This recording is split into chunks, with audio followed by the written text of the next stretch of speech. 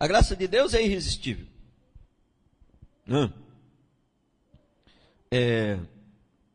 O chamado de Deus,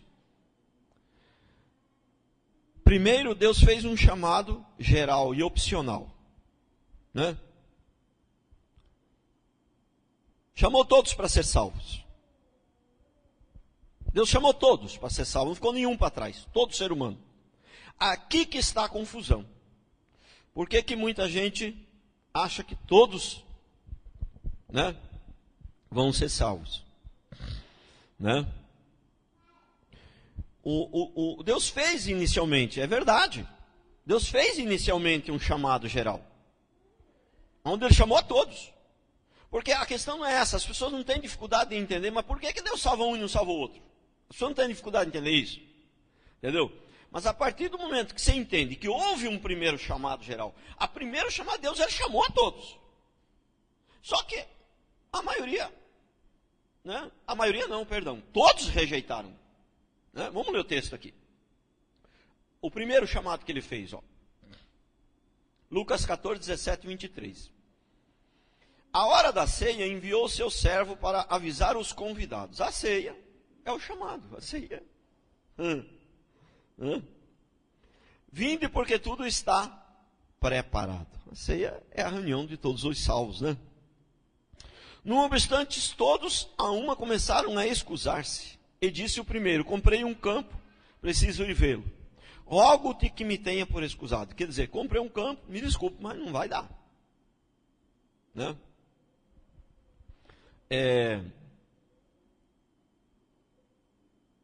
Versículo 19. O outro disse: comprei uma junta de bois, vou experimentá-las.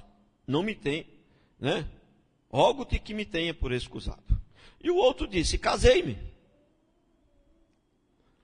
Voltando, por isso não posso ir também.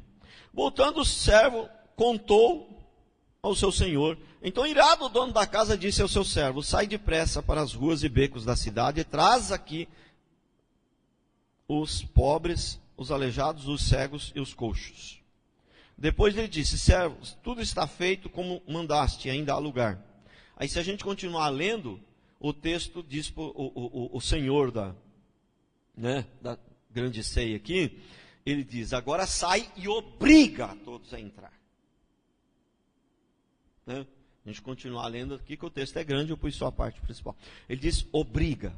Pode continuar, pode ler lá. Então, você prestou atenção? Ele fez um primeiro chamado, ninguém aceitou. Aí ele foi obrigado a fazer, se é que a gente pode usar uma expressão dessa em relação a Deus, que ele foi obrigado. Deus não é obrigado a nada. Mas vamos dizer assim, ele não tinha outra opção a não ser fazer um chamado irresistível, onde a pessoa não pudesse dizer não, onde ela não pudesse dizer não. Se ele fizesse um segundo chamado opcional, todos diriam não novamente. Né? Então, portanto, a palavra é clara.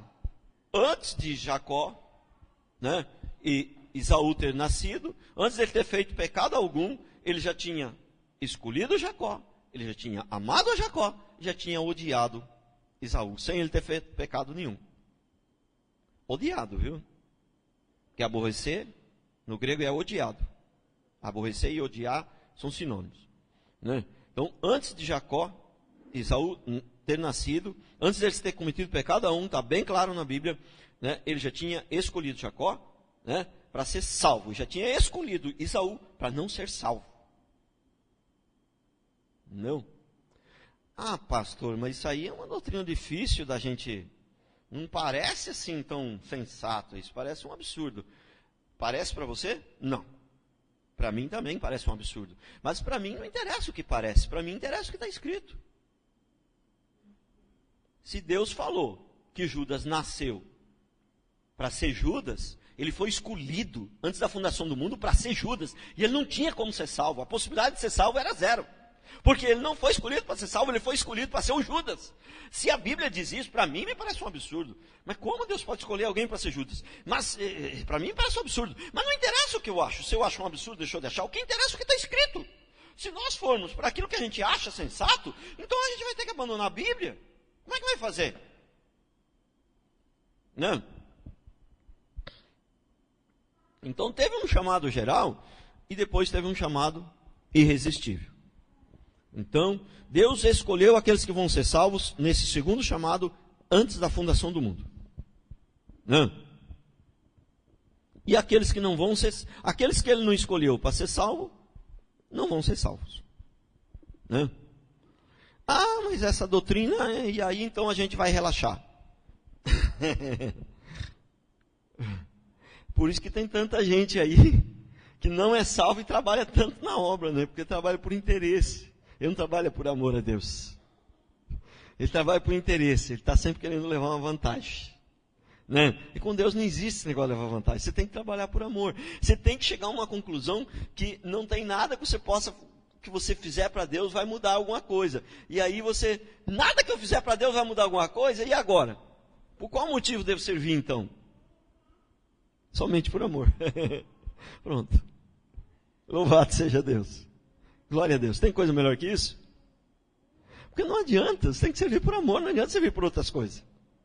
Você vai ser tudo perdido. Né? Então, o primeiro chamado é opcional, o segundo é irresistível. Ninguém pode resistir a Deus. Entendeu? Pastor, ninguém pode resistir a Deus. Tem até um texto lá que fala que o povo resistiu a Deus. Irmão, não me entendam mal. Tem vários textos que dizem que o povo resistiu a Deus. Entendeu? Então, é óbvio que quem não é salvo vai resistir a Deus. É óbvio. Né? E é óbvio que até quem é salvo pode resistir a Deus. Ele pode resistir a Deus quando Deus permitir, quando Deus quiser. Quando Deus quiser deixar você resistir.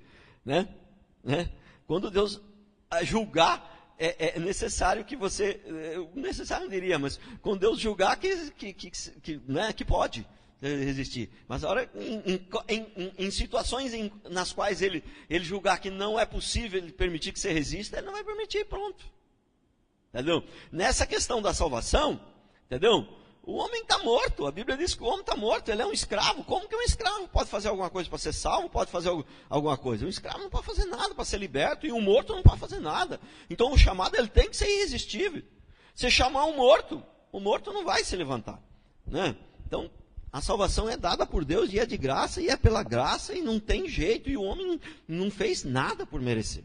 Né? Isaías 14:13 diz: ainda que houvesse dia, eu era, e nenhum há que possa livrar alguém das minhas mãos. Agindo eu, quem impedirá? Quer dizer, vai ter momentos que Deus vai resolver agir, ele chamou o cara, e a pessoa não vai poder dizer não. Entendeu? Não tem jeito. Por exemplo, ele passou na coletoria e falou: Mateus, vem. Mateus, um homem importante, né? E larga a coletoria, né? E sai de imediato, na mesma hora. Você acha que Mateus não era crente, não era nada? Ele ia abandonar a posição dele para seguir a Jesus se não fosse um chamado irresistível? Rapaz. Né? Meu filho mais novo é faixa preta de jiu-jitsu. Parece que era dos bons, né? Agora não sei. Né? Já nem treina mais, machucou o joelho. Né? Aí um príncipe lá não sei da onde lá, da Arábia lá, precisava de 200, não sei lá quantos jovens, né? De jiu-jiteiro de alto nível, né? E ele foi chamado para ir. E não foi, sabe por quê? Ia ganhar uma fortuna. Não foi, sabe por quê? Ele tinha acabado de montar a empresinha. Na época era uma empresica de nada. Tinha ele e mais 2 funcionários. Não foi por causa da empresa. Entendeu?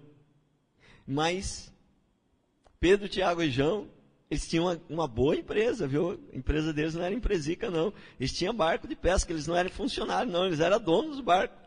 Entendeu? E Jesus fala, vem. Eles vêm na hora. Por quê? Aquele chamado foi irresistível, irmãos. Ninguém que não é crente, Jesus fala, vem, e a pessoa vai na hora, sim. E é o chamado irresistível. Ele não tinha como dizer não. Né? Deus não permitiu ali que eles dissessem não. Né?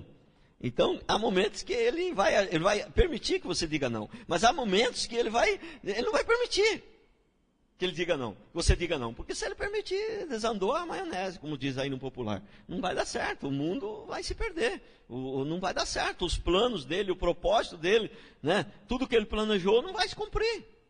A vontade dele não vai se cumprir, né? Se ele permitir sempre, né? Então é isso que a gente fala. O homem não tem mais livre-arbítrio. O homem nasceu com livre-arbítrio, mas o pecado tirou o livre-arbítrio. Tirou o livre-arbítrio significa que em alguns momentos Deus vai permitir que você faça a sua escolha? Lógico que vai.